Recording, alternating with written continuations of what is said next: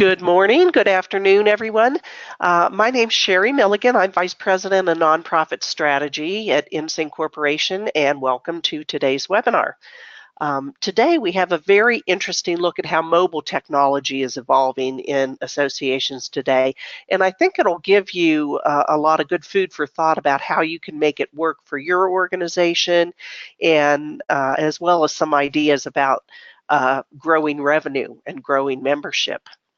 I do want to remind you that you're on mute, so you'll not be able to verbally ask a question, but there is a chat window, and if you write your question in there, I'll keep track and we'll ask all of the questions at the end of today's presentation. And just so I'm sure that's working, if a couple of you wouldn't mind just down in the chat window saying hello to me, I'll make sure that I can see that. Hello, Michelle, Heidi, another Michelle, Tommy, Ann, very good. Okay, so that's working well. We're also pleased we're able to offer 1 CAE credit for this program if you're watching it live. So you will get verification of that. Later today, I'll send a follow-up email.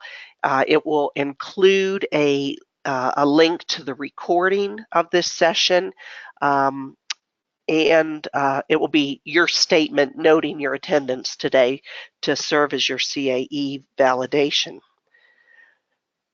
So with that, I am pleased to welcome and introduce our speaker today, and that is Brad LaTour of Pinxter Digital. Currently, Brad is Chief Operating Officer for Pinxter, but he also has a deep background in other mobile, digital, and SaaS-based services, serving as a founder and senior leadership for companies with digital mobile platforms for wellness, home repair, and now associations and nonprofits. Plus, he has a strong marketing and media background, so he knows what it takes to communicate to members and help them derive value from an organization. He also serves as president of a nonprofit that serves physically and developmentally disabled individuals and wounded warriors, and allows them to have access to and enjoy boating and sailing activities. I did also want to mention something I just learned, and that is Pinxter Digital has an app called Clouder, and Clouder has been chosen as ASAE's new member app. So that's a very impressive credential for Pinxter and for Brad. So with that, I will turn it over to you, Brad. Sure, thank you so much, and thanks everybody for being here today. I really appreciate the warm introduction. And yes, we are honored to be serving ASAE and powering their new mobile solution, which we are midway through development on and hope to be able to launch in late April, early May. So more news coming soon on that. So let's go ahead and jump right in. Today's presentation, Doing Mobile Right, is really going to take a deep look at the massive shift in the marketplace over to native mobile, and how your association can best prepare itself to take advantage of that shift in attention. That's what we talk about quite a bit, is the shift in attention, and how do you capture that attention from your members to make sure that your brand remains front and center in that relevancy of your specific marketplace. So as we go through, when we take kind of a top-line view of mobile versus web, so this is some stats that I certainly don't want to scare you with them, but as you can see at the bottom, ComScore, they do this report every single year. It's highly valuable. It's very available. So I plucked just a couple of key stats that I think surprise even me every single year when they come out. Oftentimes when we are working with a new association prospect, the conversation starts with, well, I have this great website. I'm contemplating, does it need to be mobile responsive, or it is mobile responsive, and do I also need a native mobile app, and what's the difference, and why should I do it? So those are very valid and key questions that all should be asking themselves. Our view of native mobile is that it's an and, not an or. So what we like to say is, yes, you need a highly engaged website that must be mobile responsive in today's day and age. And websites, they act as attention, and native mobile apps act for retention. So in concert, they work hand in hand, and we are of the mindset that you do need both to appeal to the widest member base, especially if you have an intention to attract younger members, which is the number one reason why an association is now considering a native mobile app. I would draw your attention to the time spent, this second shot, the time spent on mobile app versus the web. 87% is native mobile versus 13% of mobile responsive. Again, that doesn't change the outlook of either or. It's an and for sure. But if you think about it, you are on your mobile device to view quick content or to navigate somewhere fast. If you know you want to look at a document, a PowerPoint, a brief, something like that, you're likely going to go to your desktop first off, which is why those stats look the way that they do. The other thing to point in the lower right, millennials, they're talked about a lot. Full disclosure, I am not a millennial. I just happen to work with all of them. So I'm fascinated on how they manage their lives through their mobile phone. So I have quickly grown to appreciate that some of them haven't been in a grocery store in 6 months, and they look at me and ask me, why would I go there when Amazon will deliver my groceries right to my door? Their entire lives are navigated through their phones, from their coffee pickup at Starbucks to their lunch delivery at Panera or Pizza Hut or any of their favorite food outlets, to checking their bank balance in any major bank out there, to transferring money between each other at Venmo. So I would encourage you to think about not just your association and your relationship with your membership that's influencing the desire to go mobile, but it's all the big brands that your members interact with every day. They are changing and conditioning behavior so that people expect quick and easy access directly from their smartphone. So that if your association's icon is not on their smartphone, it's a missed opportunity to maintain the value of your organization and its relevance so that they have quick access to your content. Final comment to note on this slide is just the time spent on native mobile. And stats will range anywhere from 150 to 1,000 times a day, mostly driven by demographic and age group, as to the number of times we're actually looking at our phone. When we talk about engagement and mobile and what that really means, engagement is a big buzzword. It's used by all kinds of different organizations, and it has multiple definitions. So you have context. When we talk about engagement relative to native mobile, we talk about it in 3 layers. It's organization to member, and sponsor to member. So within those 3 distinct layers, there are features that support them. So for example, in an organization to member, a news feed is quite popular. This is similar to a Facebook feed, whereby the organization is distributing information that they feel is important to their membership, and then once it's out there, you make it easy for them to interact with it, share it, comment on it, bookmark it to read later. The next layer, the member-to-member, this is more of your user-generated content. Things like forums are very popular, so that users can interact with each other. They can share content, comment on it, and then continue to follow it if it's really important to them. It ultimately becomes curated to their individual interests, which is always a very good outcome. And then the last layer is the sponsor to member, whereby just like the shift to mobile is happening in real time, the shift from traditional to digital has been happening over the last really 15 years in a concentrated effort in the last 10 years. So those advertisers that may have spent money with you every single year in a magazine or an email campaign, every newer platform in the last decade has conditioned them to ask more very tactical ROI-based questions. Well, I know 20,000 people are going to come to your event, but how many people are going to actually interact with my brand?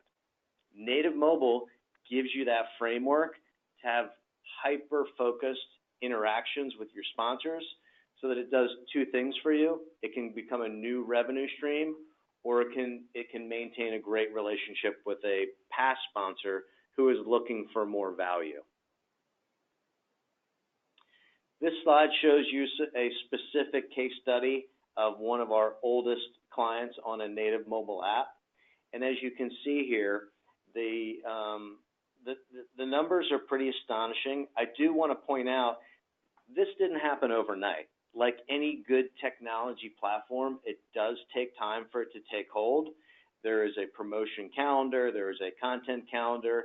It's a very strategic approach to get your native app out there and then get it used.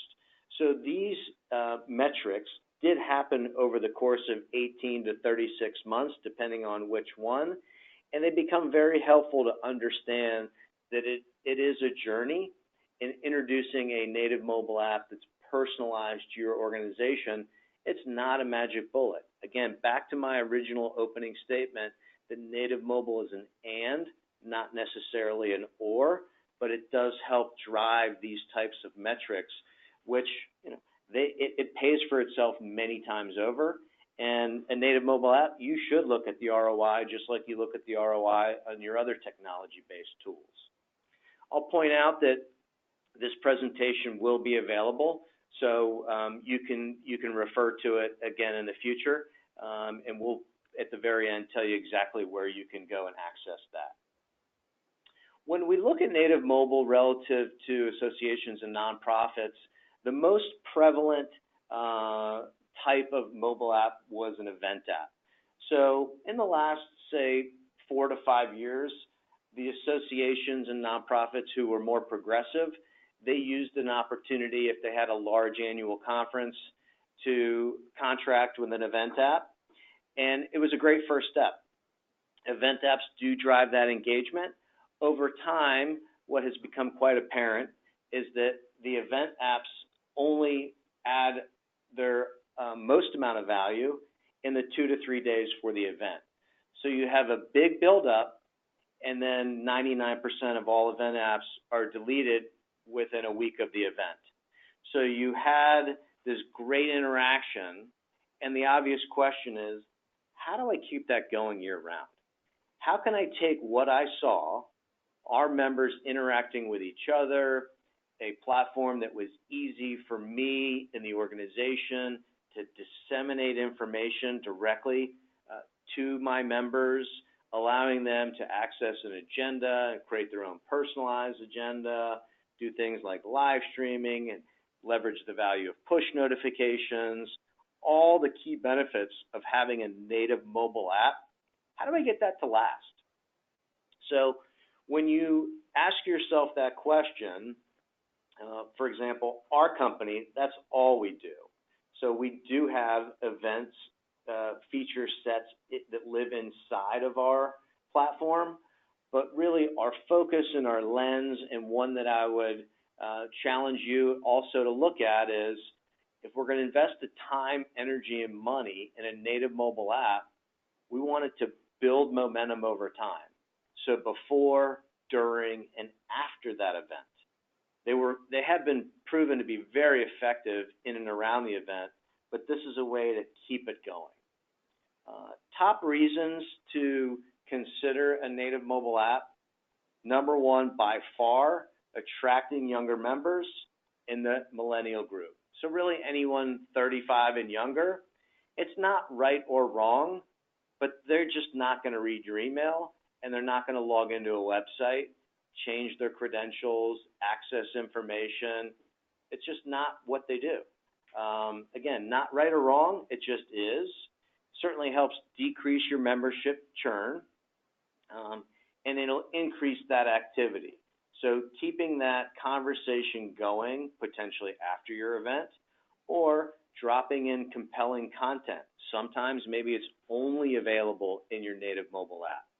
But this is a way to keep that conversation going so that you have something that your brand is on your member's smartphone and you have that ongoing direct link. And then we touched on prior about the engagement, that third layer of the sponsorship. We have seen some really compelling results when you provide sponsors, not just display ads. That's pretty traditional, just where you might see those inside of an existing platform of Instagram or Facebook or Twitter, but really taking it a step further and using sponsorship really in the framework of associations, which oftentimes are the pinnacle of the knowledge base of that specific industry. So if you are the central location in your industry, do things more creatively with your sponsors. Allow them to sponsor a poll whereby you give them basically a blank canvas to create a question they are most interested in with the answers they suspect are most valuable to your membership. So that's a little bit different. You could sponsor content, advertorial content, and then what that allows you to do is actually go back to that sponsor and deliver the results. So you don't necessarily have to give them the names of your members, but oftentimes a sponsor will get more excited over having 50 interactions with a piece of their content than saying 20,000 people saw your banner in our convention hall. Again, it's another way to create non-dues revenue that you may not have today that your sponsors will very much appreciate, all with the data and the metrics to back it up. When thinking about the value of a native mobile app, oftentimes it starts with, oh my goodness, I'm already overloaded, my plate is full. How am I going to find the time to create brand new content for this native mobile app? Well, first and foremost, I would say that your content probably already exists in a few different places. If you do a blog, that's perfect content for your native mobile app. You can bring in an RSS feed, whether it's yours or another industry feed that you actually like and appreciate, that your members would like and appreciate. That's an easy way to layer in ongoing content as long as it gets updated regularly. But there's ways to lever your members to use that user-generated content to drive the engagement among themselves and back to the organization. So if you think about a news feed that's really supporting the organization to member engagement, well then your forums in your resource center, that's creating an opportunity for your members to engage among themselves, but you're going to get the credit for it because you provided the framework for it to happen. You can have original content, you can have content that only is available in the native mobile app. That's usually further down the road, but it's also a great way to get your members to download the app.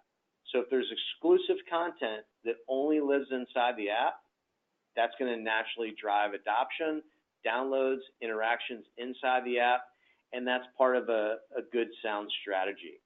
When we talk about content, it's often talked about in parallel with a promotion calendar and a content calendar. You really need both to maximize your success. The promotion calendar drives downloads. The content calendar keeps them in there and keeps them coming back. So we talked about news feeds, sponsored posts, the forums, the events. All of these features in and of themselves, they're great, but when they work together, they're far stronger.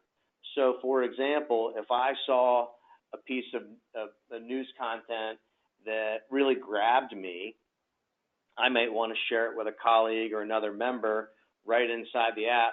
That could take one touch and then create a one-to-one direct message between me and my colleague where we're going back and forth. Remember, we were talking about this topic, GDPR. There's a great article today in the app about GDPR. Here it is. One tap, you share the article, you have the conversation with your colleague, and you've stayed right inside the same medium of where you began. So you're never being redirected outside of a good native mobile experience, and it's simple and it's intuitive, and you know exactly what you're doing, what the buttons do, which makes it more engaging long term.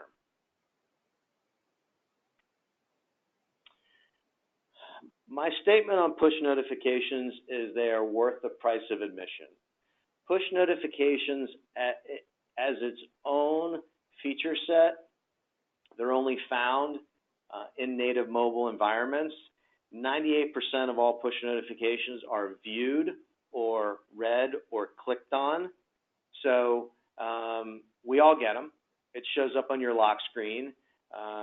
Whether it's who won the big game or what's happening in the stock market or your favorite team.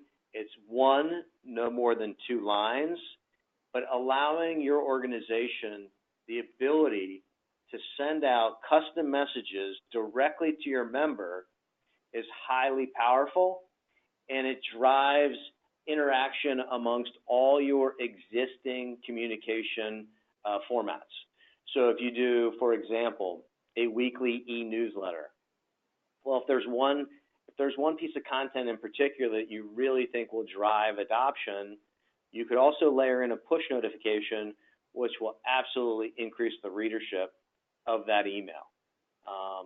Or maybe in and around the event, you want to send a push notification about the opening general session or the opening reception, don't forget. Push notifications themselves, they really kind of come in 2 flavors. So one is standard, and for example, if you had dues paying features on your native mobile app, whereby it would alert your members when they are coming due for renewal, that might be a standard push notification that at 45 days out of renewal, an automatic push notification gets triggered. A custom notification is more like, don't forget about tonight's opening reception starting at 7:30. The next layer of push notifications are segmentation. So it's not necessarily an all or nothing. You don't have to send them out to all 10,000 members. You can send it out to 1 member. You could send it out to groups. Maybe your organization is segmented geographically by region. You could send the Eastern region a push notification if there was a regional conference that you wanted them to attend. So push notifications themselves, super simple, but highly effective. The biggest growing reason to consider a native mobile app, and this has really happened in the last 6 months from our viewpoint, is using what's called roles and permissions. So roles and permissions allow you to segment members at the admin level. So if you are integrated, which we highly suggest with your AMS, then you have the ability to pull the profile and you really know who that member is.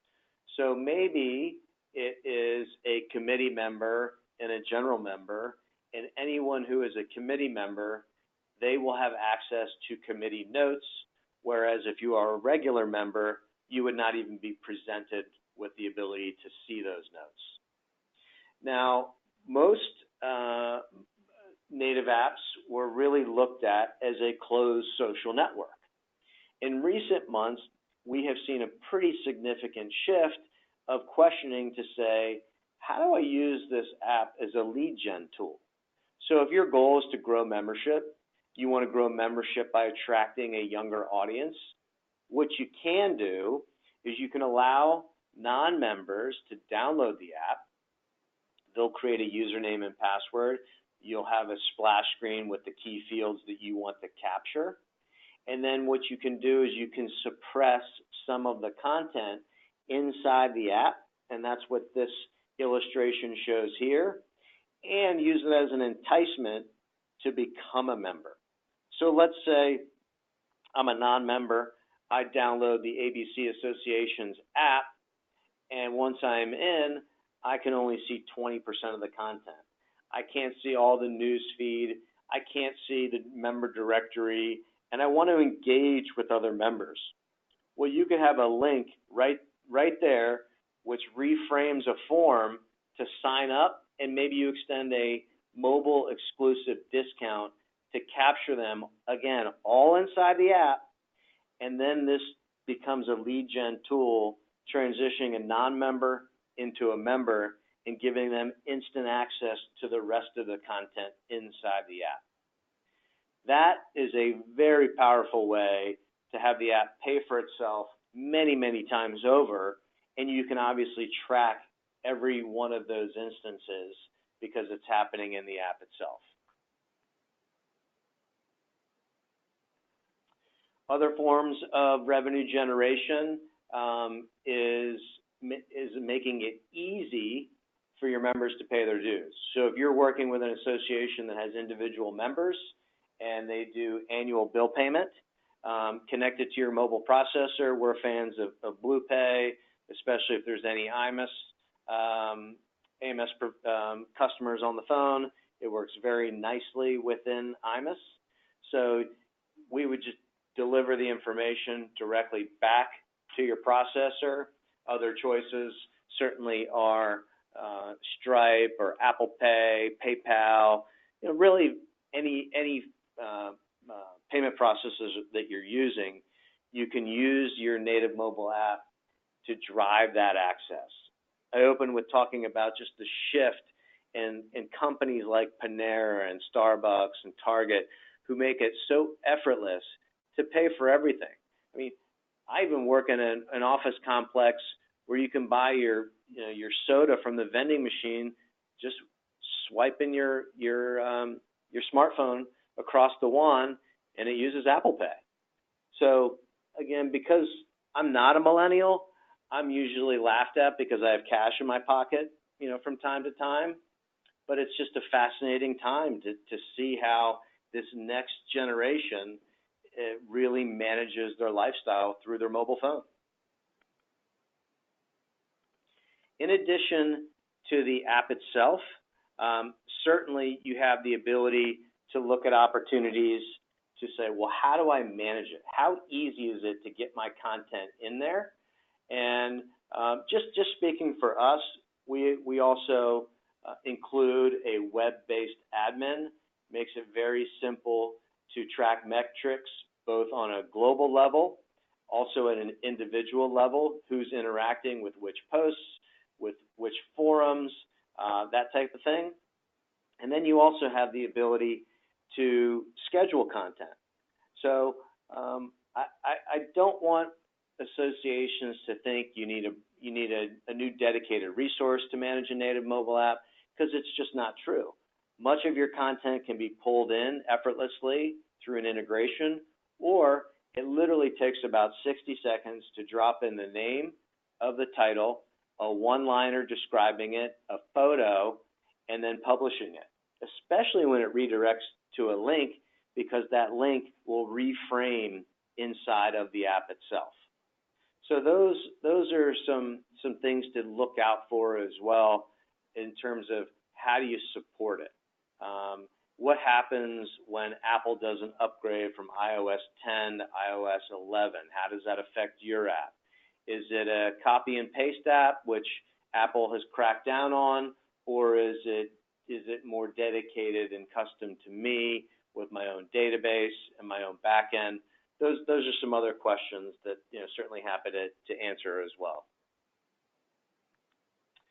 This is a fun slide because to some of us it's obvious, but folks like Apple, who love them or hate them, you have to give them really a ton of credit for the amount of time and energy they invest in making things simple.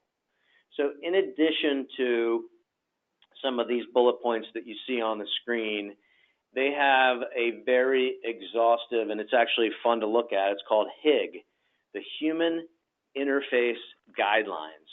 So they have a team that all they do at Apple is they create HIGs. So it's a framework on where you go. And you may have heard of terms like heat mapping. That's kind of what this image is showing you. Where are we most likely to use our thumb versus our forefinger when we have our phones vertical versus horizontal? Is it easy to interact with? So one of the reasons why you could argue that many of the more current studies about smartphones being addictive is because they make it very simple and easy, and it takes no thought.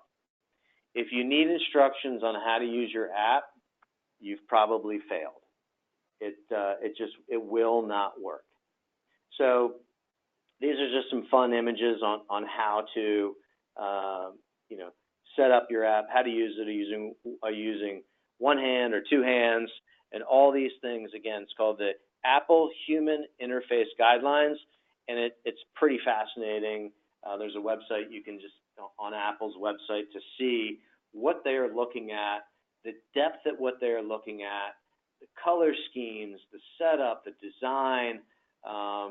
It's really pretty amazing. That gives you a bit of a high level on the shift to native mobile, the how, the why. I thought it actually might be helpful to include a handful of screens that we developed for the Texas Auto Dealers Association, who is an IMUS customer and InSync customer. So between InSync, ourselves, and the client, Texas Auto Dealers, we started off with, let's talk about the current challenges. So I'm a big fan and believer that there's so much technology out there. If it doesn't actually help solve the problem, so what? And I think that native mobile absolutely should subscribe to that same set of really rigorous questioning. What is it actually going to do for us? So it's easier to work backwards to say, what problems are we trying to solve? So in this particular client, they have a shift in the auto business of transition of ownership from mom and dad to the next generation. The next generation is looking for more innovative and updated tools, right? So how do we attract and embrace those younger dealers who already live their lives on their smartphones? This was determined to be a good solution. Then we have a big board because we have dealers all over the state. How do we engage in that group and maybe leverage the roles and permissions so the meeting notes, agendas could be distributed just to a board member, but not the general population? And ultimately, it was decided that we need a place for our members to go that's instinctive. They know where to go to get information quickly, and they know that it's going to be there every time. So push notifications certainly help layer into that, especially if there are legislative and advocacy issues. You got to get the word out quickly. You want to rally around. You can create a very compelling advocacy campaign where you actually layer in the state or national Congress group and senators that you want to do outreach to, whether that's a phone number or an email address. Make it easy. Instead of asking them to call their congressman, put the email right inside the app so they just touch it, and it goes from there. And from those challenges, we came out and really focused on push notifications like we've talked about, the news feed. So, let's drop in all the key news right inside the app. We're going to use tags so that it's easy to find, so you can search not just by smart search of typing in the individual letters, but also by tags. So if a tag in their example could be Chevrolet, it could be Ford. So when you touch on that tag, any content that's relative to that topic would show up. Also having the news feed and making it interactive and making it shareable. So shareable between those members and then the user-generated content of the forums. That was viewed to be very powerful because the organization provided the framework, but then left it up to the members themselves to drive the autonomy of talking about the topics that are most important to them. Filters goes hand in hand with roles and permissions. So if you think about roles and permissions kind of at an admin setup level, then your filters, those can really be adjusted in real time. So filters in this case are dealerships and cities. You can have really unlimited amount of filters. It could be by membership, it could be geographic, really unlimited. And then we talked about the board members. So how do we have just content information available for board members? So if they want to see their minutes or current regulatory issues that are more appropriate for that audience, you can set it up in that group. And then the young dealer group. So this is a role so that the young dealer group, you could send out a push notification directly to that group and engage them much more. I'm going to pause there and field any questions that you might have, and then I think certainly Sherry will wrap up by letting you know where you can find this presentation. We did record it as well, so that you can share it with colleagues if you need to. Right. Thanks, Brad. I did just want to make a few other comments here before we get to the questions, because Pinxter does have this app called LaTour, and since many of you are IMUS clients, IMUS customers on the line, I did want you to know that LaTour is ASI's mobile product partner, and it integrates very well with IMUS, but it does also integrate to other AMS systems too. And actually, one of the questions that we had, and I think you addressed it, but it's worth repeating. What are your thoughts on the necessity of integrating with an AMS system? I think it's a great question, and our view is we treat every organization as an individual, because just because we're all associations and nonprofits doesn't mean we operate the business the same way. So we also subscribe to a walk before you run. When you're thinking about integration, I would almost always start from a place of single sign-on, also called SSO. The value of single sign-on is mostly user experience. So it allows your members who already have a username and password, they can go to the App Store, download the app, and immediately use those same credentials to get in. So you're not asking them to create yet another username and password. And with that username and password, you also have the ability to bring in the profile. So associations, in most cases, will have far more fields for a member than you would ever want to bring into a native mobile environment. But with those fields, some of them can be private, just to the member, and the rest could be public. It really determines based on the individual association's goals. About 25% of our customers do not integrate because they don't feel the need right away, and they don't have new members coming in on a daily basis. In some of those instances, we've just created a duplicate of their database, and that way they can they don't have to do real-time integration. So it's a long answer to a short question, but it really depends on the goals of the individual organization. You can start without integration, and over time you can migrate towards integration. So don't feel you must make the decision up to launch. You do have some flexibility and autonomy to grow into it as well. Now, this question, it kind of plays off that as well, about the AMS. Do you recommend that somebody have an event app and an association app, or will this only be one app? It's a great question, And my answer is you don't need both. If you have a massive trade show,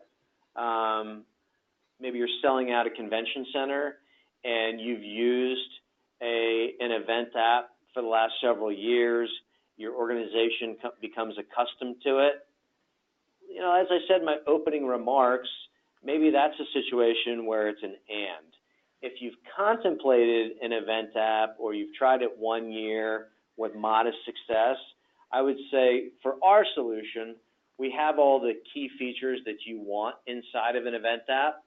So I would not do a competing app. I would just do one. But as you talked about, you know, ASAE, who we are powering their mobile solution, they're going to continue to have their event app alongside of the member engagement app that we're creating for them. Okay. I do also want to mention that on April 11th, we're going to have a demo of the LaTour app, and I'll be sure that everyone logged in today gets an invitation to that. It's just going to be a quick 15-minute demo of LaTour, and you'll also be able to meet Brad and his team at NIOG if any of you are going to the National IMAS Users Group meeting.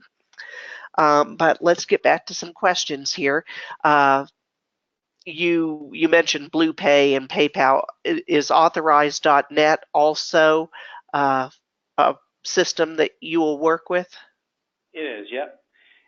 Most of the major payment gateways have pretty clean API documentation. That's really the instruction manual, the handoffs. So Authorize.net, obviously a big player. So yes, we do integrate with them. Okay. Here's one. What's the difference between a push notification and a text message? Great question. So a text message requires you to have their mobile phone number, and most people are very protective of giving out their mobile phone number. So that's one big advantage, that you don't need to ask for it. And when you have your member directory, it's already built in. So with your push notifications layered into the member directory and the messaging, those services just work. They just work more effectively together. So a text message, the instantaneous kind of back and forth, very similar.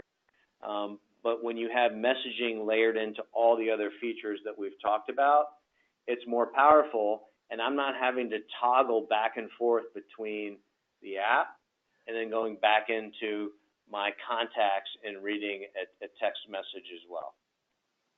So can someone respond to a push notification, or is it only one-way communication? The push notification is one way from the organization out to the member, but it could lead you to another piece of content. Okay.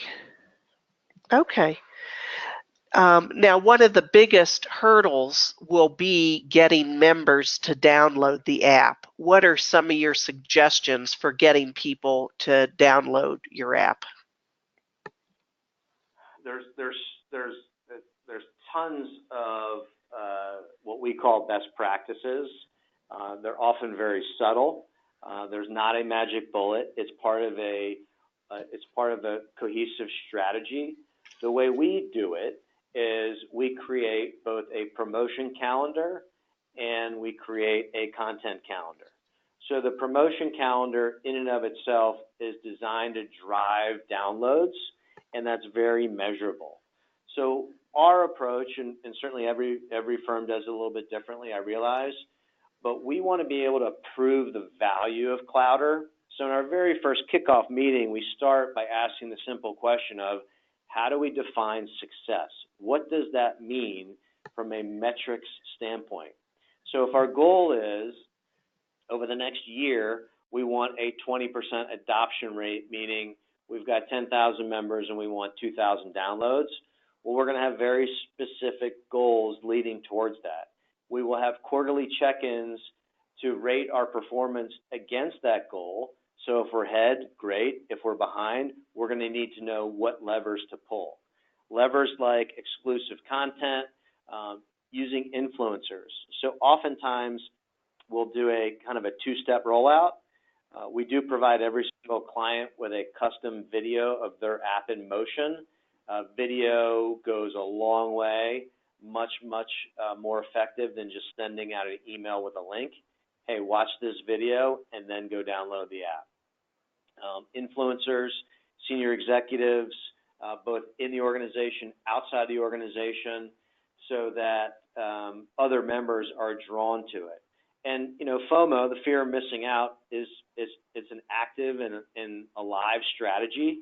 So over time, if the only place you can go to get a discount, the only place you can go to get content, the only place you can go to get real-time interaction with others and pose a question is the native mobile app, then over time, you're going to build up that audience.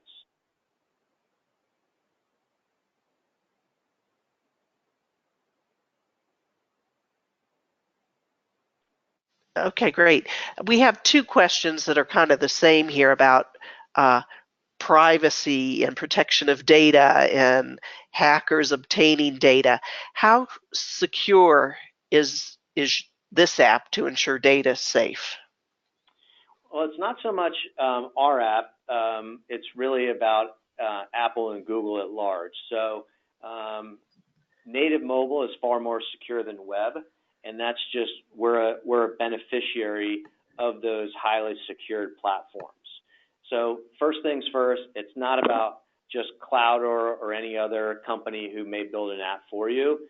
Because it's native mobile, it's already highly secure. Some of you may recall, some of these, crazy incidents that we've had with violence and the notion of, trying to appeal to Apple to unlock phones. That's an indication of how difficult it is, and they're built on these very secure platforms. The other thing that we do is that's different. On a quarterly basis, we have an agreement with an outside firm that actually tries to break in. So we do testing to make sure that all of our touch points. If you think about security, it's really a mindset. So security, going back to the largest breaches that have happened, Target being one of them, what most people don't know is that happened because they let their HVAC supplier communicate with one of their back-end servers, and that's how the hackers broke in. So it wasn't their POS system. It wasn't anything that had to do with their inventory system. They were probably trying to be nice to their service provider who managed their HVAC systems. That's the way in. So it's not always the obvious entrance, but with native mobile, you have a leg up over some of the web-based systems that are out there. Okay, thanks. I have one more question here. If last call for questions, if you want to type them in the chat window there. But someone is asking, and I don't know if you can answer this today or you need a one-on-one conversation, but what kind of price range are you looking at for an organization to have an app? Yeah, sure, absolutely. I mean, it's a fair question. We set our pricing what's called apps as a service. So we basically took most of what software as a service has done in the last 10 years and have applied that to the way we do our pricing model.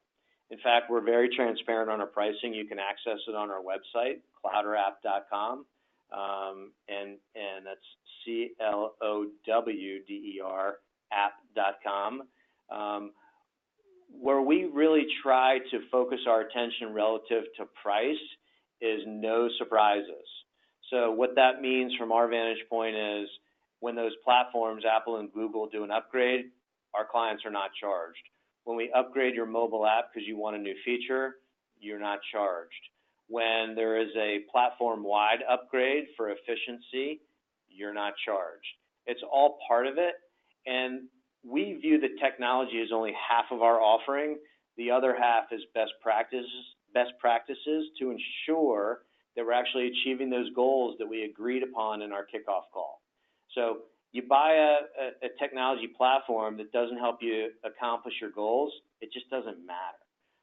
Our prices typically range starting at $1,000 a month and go up from there. What drives up a price is multiple integrations, and it just depends on the other side and how good their documentation is. But all upgrades, we don't charge any upfront fees, no one-time development fees. It's just not our model. And to get a native mobile app built from scratch, minimum six figures, mid six figures, and that's where we started, over 5 years ago as a native development shop, is only doing custom projects. So kind of $500,000 to $2 million projects before we shifted our focus to only doing Clouder. So it's a very cost-effective way to get a native app for your organization and the expertise to keep it relevant. And Aaron, who asked this question, I just want to remind you and invite all of you to come to our speed demo on April 11th, and you can actually see Clouder in action at that point. So I'll get something out to you on there. Any other questions today, or other than that, we will bid you adieu. Sherry, thank you so much. I really enjoyed today, and I'd just like to thank all the participants for spending time with us. You can see my my mobile number. You can see my email address. Please feel free to reach out if there's other additional questions that you have about mobile in general, about Clouder, about the market. Happy to be a resource with whatever you need. Very good. And what I'll be doing is you'll be getting an email later today with a link on our website where you can get the slides, the recording, and more information. So very good. So thank you so much, Brad, and we'll see you all another time. Thanks. Thank you.